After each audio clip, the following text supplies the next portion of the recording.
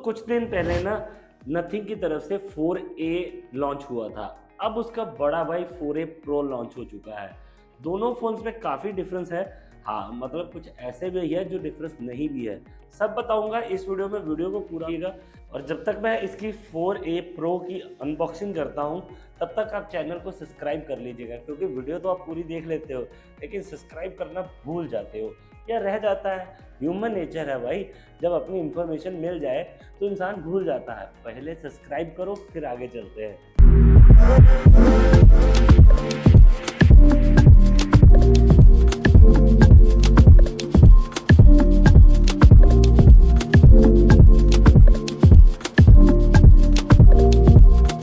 Open करते ही सबसे पहले यहाँ हमें देखने को मिल जाता है हमारा नथिंग 4A प्रो। बाद में दिखाता हूँ, इसको रखता हूँ साइड पे क्योंकि फिर एक्साइटमेंट खत्म हो जाता है। क्योंकि नथिंग के फोन्स ना मेरे को अच्छे क्यों लगते हैं, क्योंकि इनमें जो डिज़ाइन है ना वो एकदम मस्त वाइब वाला होता है, पूरा टेकी वाइब देता है। तो दोस्तों, बॉक्स के अंदर आपको इस बार मिलने वाला है एक केस जो पहले फ़ोन्स में नहीं आता था, लेकिन इस बार नथिंग साथ में दे रही है और काफ़ी अच्छी खासी क्वालिटी वाला केस है। और साथ ही साथ आपको दोस्तों इसमें मिलता है इनका एक और यूनिक चीज़, जो कि वाकई में ये देखिए, ये है इसका सिम इजेक्टर।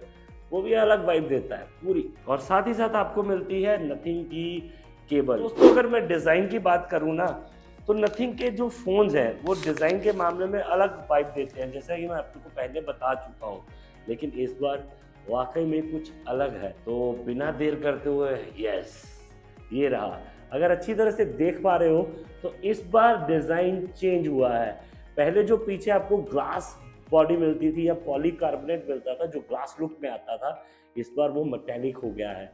और दोस्तों, साइड से भी मेटेलिक है, लेकिन हाँ, एक चीज़ सिमिलर है। जैसे आप आईफोन 17 प्रो का डिज़ाइन देख रहे हो ना, कि मतलब अलग से अब ये जो कैमरा मॉड्यूल है थोड़ा बड़ा हो गया है। नए फ़ोन्स जो भी आ रहे हैं वो ऐसे डिज़ाइंस के साथ ही आ रहे हैं, लेकिन नथिंग ने ना एक चीज़ इसमें भी अलग की है। अब जैसे देखिएगा कि पूरा फ़ोन मेटालिक में ही है, लेकिन यहाँ पे आपको जो दिया गया है वो दिया गया है पॉलीकार्बोनेट ग्लास, वही विजिबल दिखने वाला ट्रांसपेरेंट वाला डिज़ाइन। और दोस्तों, इसमें ना कुछ यूनिक क्या है वो बताता हूँ। जैसे आप कैमरा सेटअप तो देख ही रहे हैं कि अलग है। यहाँ पे आपको ना वही मैट्रिक्स ग्लिफ दिया हुआ है, मतलब वो लाइटिंग वाला जो है ना वो छोड़ा नहीं है इन्होंने, अभी तक साथ में लेके चल रहे हैं। अगर मैं डिज़ाइन की बात करूं तो साइड्स पे बिल्कुल आपको मेटल फ्रेम मिलता है और यहाँ पे पॉलीकार्बोनेट, वही जो ट्रांसपेरेंट ग्लास वाला वाइब है वो दिया गया है।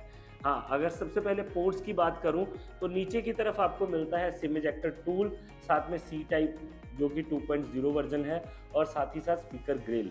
यहाँ राइट साइड पे आपको जो है नीचे पावर बटन दिया गया है और ऊपर वॉल्यूम रॉकर बटन्स दिए गए हैं। हाँ, और यहाँ ऊपर की साइड पे आपको नॉइस कैंसलेशन माइक है, IR ब्लास्टर इसमें आपको दिया नहीं जाता है, नथिंग देता नहीं है अपने फ़ोन्स पे। और यहाँ जो लेफ्ट साइड है, लेफ्ट साइड पे आपको ये जो की मिल जाएगी, ये इंसेशनल की है जिसको आप यूज़ कर सकते हो AI फीचर्स के लिए। ज़रूरी नहीं है कि सिर्फ AI फीचर्स के लिए यूज़ होता है। यहाँ से आप स्क्रीनशॉट ले सकते हो, यहाँ से आप किसी भी चीज़ को अगर समराइज़ करना हो या फिर उसको एनालाइज करना हो तो यहाँ से AI के सारे फीचर्स आप एक्टिवेट कर सकते हो। यहाँ तक कि अगर जब कैमरा में आप जाके AI इरेजर को यूज़ करना है तब भी इसी की से यूज़ हो जाएगा। दोस्तों, इसमें आपको जो IP रेटिंग मिलती है ना वो पिछले से थोड़ा सा अपग्रेड हुआ है। जैसे IP64 मिलता था, इस बार IP65 दिया गया है। हाँ, मतलब समझ नहीं आया, ये IP68 9 तक जा सकता था। 40,000 का फ़ोन है, काहे नहीं दिए हैं ये तो CEO ही बता सकते हैं, या फिर धीरे धीरे इसको भी अपग्रेड कर देंगे। सबसे पहले बात करते हैं डिस्प्ले की। इसका जो डिस्प्ले है ना वो पिछली जनरेशन से आपको ज़्यादा मिलने वाला है। जी हाँ, इस पर डिस्प्ले थोड़ा बड़ा किया गया है, 6.83 इंच का बड़ा डिस्प्ले है, और वो भी साथ में आपको मिलता है 1.5K रेजोल्यूशन का एमोलेड डिस्प्ले।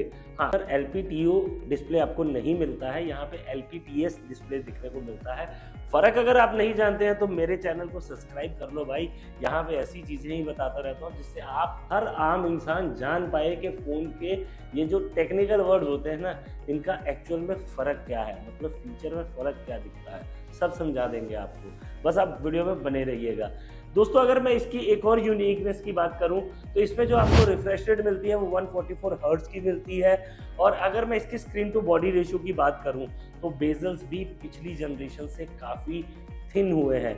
हाँ, थोड़े और हो सकते थे, लेकिन अगली बार अपग्रेड आपको वाकई में देखने को मिलेगा। एक प्रो टिप तो रह ही गई बताने के लिए कि इसमें जो आपको हाई पीक ब्राइटनेस मिलती है ना वो 5000 निट्स की मिलती है, और 1600 निट्स की जो ब्राइटनेस है वो HBM मोड पे आप इसको यूज़ कर सकते हो। मतलब कंटेंट देखने का मज़ा इस डिस्प्ले पे अलग ही लेवल का होने वाला है। नेटफ्लिक्स पे आप HDR कंटेंट आराम से देख सकते हो, और काफ़ी अच्छे कलर्स जो है पंची कलर्स आपको निकल के मिलते हैं। दोस्तों दोनों ही फोन्स में जो आपको रैम मिलती है ना वो LPDDR5X की रैम देखने को मिलती है। 4A Pro में आपको UFS स्टोरेज दी गई है ना वो भी 3.1 की दी गई है। और अगर मैं 4A के वेरिएंट्स की बात करूं तो बेसिकली आपको 3 वेरिएंट देखने को मिलेंगे, 3 ही कलर्स हैं। अगर वेरिएंट की बात करूं तो आपको 8GB 128GB, 8GB 256GB, और जो तीसरा वेरिएंट मिलता है वो मिलता है 12GB 256GB।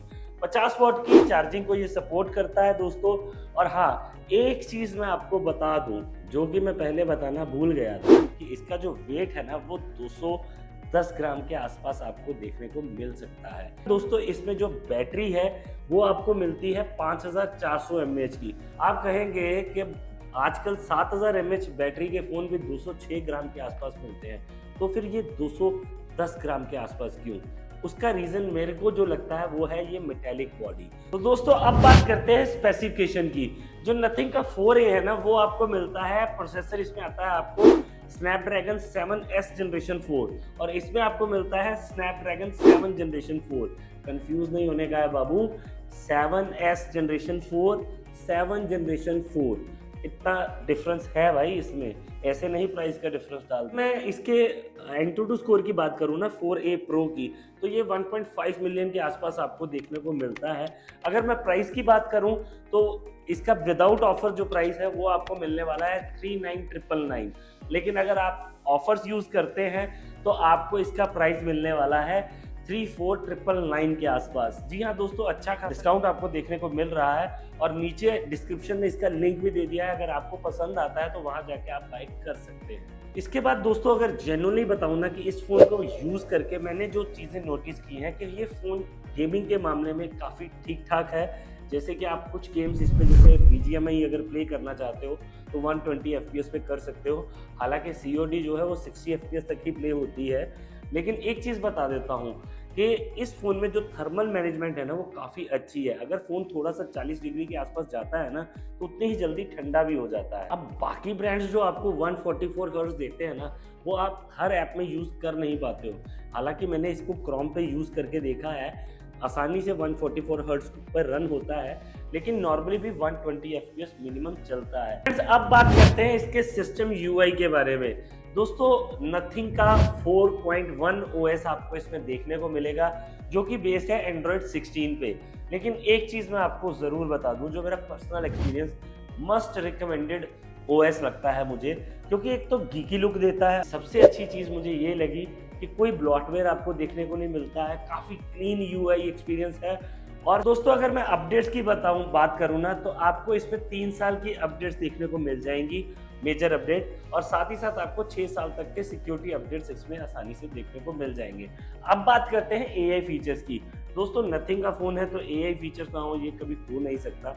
इसमें जो इस बार इंसेशनल की दी है ना अलग से, इस कीज़ को यूज़ करके आप सारे के सारे जो AI फीचर्स हैं उनको यूज़ कर सकते हो। मतलब अगर आपको स्क्रीनशॉट लेना है तब भी आप इसको लॉन्ग प्रेस करके स्क्रीनशॉट ले सकते हो, और स्क्रीन पे अगर स्क्रीनशॉट है उसको एनालाइज करना है या फिर समराइज करना है तब भी आपको सिर्फ इस एक की को यूज़ करके ही आप सब कुछ कर सकते हो। और दोस्तों अगर मैं सेंसर्स की बात करूँ ना तो इस फोन में आपको सारे सेंसर्स देखने को मिल जाएंगे। फिंगरप्रिंट सेंसर आपको दिया गया है, वो भी ऑप्टिकल फिंगर सेंसर है, काफ़ी फास्ट है। फेस अनलॉक भी आपको देखने को मिल जाएगा। वाईफाई के 6 का सपोर्ट आपको इसमें भी देखने को मिल जाता है। ब्लूटूथ 5.4 आपको देखने को मिल जाता है, और यहाँ तक के 5G के 10 बैंड्स को सपोर्ट करता है। 5G++ को भी ये सपोर्ट करता है, मतलब किसी भी तरह से कोई कमी छोड़ी नहीं गई है। तो फ्रेंड्स फाइनली अब आते हैं मेन चीज़, कैमरा। दोस्तों अगर मैं 4A की बात करूँ ना तो 4A Pro दोनों में आपको काफ़ी सिमिलैरिटी देखने को मिलती है, जैसे कि आपको 4A में भी 50 मेगापिक्सल का मेन लेंस मिलता है और 50 मेगापिक्सल का टेलीफोटो लेंस मिलता है और साथ ही साथ 8 मेगापिक्सल का अल्ट्रा वाइड लेंस दिया गया है। वैसे ही सेम 4A प्रो में भी आपको 50-50-8 मतलब 50 का मेन लेंस, 50 का टेलीफोटो और 8 मेगापिक्सल का वाइड एंगल कैमरा देखने को मिलता है। फ्रंट की बात करूं तो इसमें आपको 32 मेगापिक्सल का सेल्फी दिया गया है, जो कि बहुत ही शार्प और अच्छी फोटो सेल्फी में आपको क्लिक करके देता है। लेकिन अब बात करूं कि दोनों फोन्स में डिफरेंस क्या है और क्या नहीं है। अब आप कहते होंगे कि कैमरा तो दोनों का सेम है, लेकिन यहाँ पे एक स्लाइटली डिफरेंस ये देखने को मिलता है कि जहाँ पे नथिंग 4 में आपको सैमसंग का सेंसर देखने को मिलता है मेन लेंस में, वहीं पे 4A प्रो में आपको सोनी का लेंस देखने को मिलता है। प्रोसेसर का भी डिफरेंस है, तो कंपैटिबिलिटी का इशू रहता है, जिस कारण इसको चेंज किया गया है। हाँ, अगर 4A प्रो के कैमरा की बात करूं, आप सैंपल्स फोटोज देख सकते हैं, काफी बड़ा फर्क देखने को मिलता है, काफी एनहेंस फोटोज आती हैं 4A प्रो में। एक और चीज, 4A प्रो में जो आपको टेलीफोटो लेंस दिया गया है ना, वो 3.5x तक काम करता है। यहाँ पे जो 4A में दिया गया है वो सिर्फ 3x तक ही जाता है। अब आते हैं वीडियो की तरफ। वीडियोग्राफी में दोस्तों आपको रियर कैमरा में 4K 30 FPS का सपोर्ट मिलता है और फ्रंट कैमरा में आपको 180 60 FPS का सपोर्ट देखने को मिल जाता है। हाँ, अगर जूम जो नथिंग क्लेम करता है कि 140x तक जाता है, लेकिन अगर मैं प्रैक्टिकली की बात करूँ ना, तो दोस्तों 140x जूम जाने के बाद फोटोज कुछ काम की रहती नहीं है। मतलब सभी कहते हैं, मेरे हिसाब से 50x तक मैक्सिमम बढ़िया रहता है जूम। को ये 120x 140x जूम अच्छा लगता है कि नहीं, आपकी क्या राय है इसको लेके नीचे कमेंट में जरूर बताइए। तो जैसे कि मैंने आपको बताया कि हर चमकती चीज सोना नहीं होती मेरे बाबू, इसमें भी कुछ कमियां हैं जो मैं आपको बताना चाहता हूं। जैसे कि मैंने आपको पहले बताया कि IP65 का रेटिंग मिलता है, जबकि IP68 69 का रेटिंग आजकल 20 से 25 हज़ार के फ़ोन में मिल जाता है, वो होना चाहिए था। IR ब्लास्टर आपको देखने को नहीं मिलता है। USB जो नीचे पोर्ट दिया गया है C टाइप, वो भी आपको 2.0 दिया गया है। हाँ, एक चीज़ काफ़ी अच्छी लगी कि साउंड जो है, जो स्पीकर्स हैं इस बार वो ड्यू स्टीरियो स्पीकर्स दिए गए हैं। हाँ, ये जो बैक में आपको नोटिफिकेशन लाइट नहीं मिलती इस बार, लेकिन ये जो ग्लिफ मैट्रिक्स दिया गया है ना, ये बड़ी काम की चीज़ है। मतलब अगर आपको टाइम देखना है, अगर आप सारा दिन, एक छोटी सी एग्जांपल बताता हूँ कि हर बंदा फ़ोन पकड़ के ना इसकी डिस्प्ले ऑन करके टाइम देखता है। आपको अगर 4A प्रो आप लेने वाले हो, नीचे लिंक दिया है मैंने, वहाँ से खरीद सकते हो।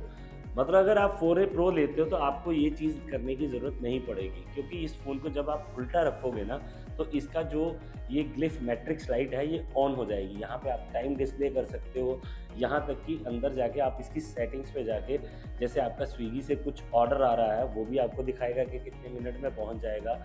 और यहाँ पे आप कॉलिंग्स को भी एडजस्ट कर सकते हो।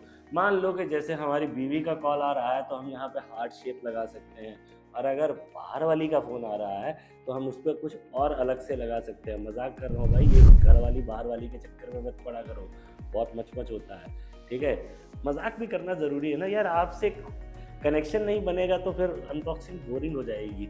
वैसे एक चीज़ इसकी और यूनिक लगी कि इस पर जो आपको ग्राफिक्स देखने को मिलते हैं, या फिर आप विजेट्स में जाके इसको जो कस्टमाइज कर सकते हो, वो चीज़ वाकई में बाकमाल है। ये फ़ोन वाकई में एक डिसेंट ऑप्शन है, मतलब उन लोगों के लिए भी, अगर तो आप टैकी वाइब वाले हैं या थोड़ा सा मतलब अलग फ़ोन चलाने का मतलब शौक रखते हो हमारी तरह, तो मेरे हिसाब से ये फ़ोन आपके लिए बढ़िया है। लेकिन अगर आप नॉर्मल फ़ोन भी यूज़ करते हो ना, तो वाकई में ये फ़ोन आपको अलग वाइब देने वाला है, क्योंकि एक डिसेंट ऑप्शन लगा मुझे। वीडियो कैसी लगी ये आप नीचे कमेंट करके ज़रूर बताइएगा। अगर पसंद आई हो तो लाइक करना मत भूलिएगा और शेयर करना तो बिल्कुल मत भूलिएगा। मिलते हैं अगली वीडियो में, तब तक के लिए जय हिंद। देखते रहिए टेक एंड ट्रिक्स।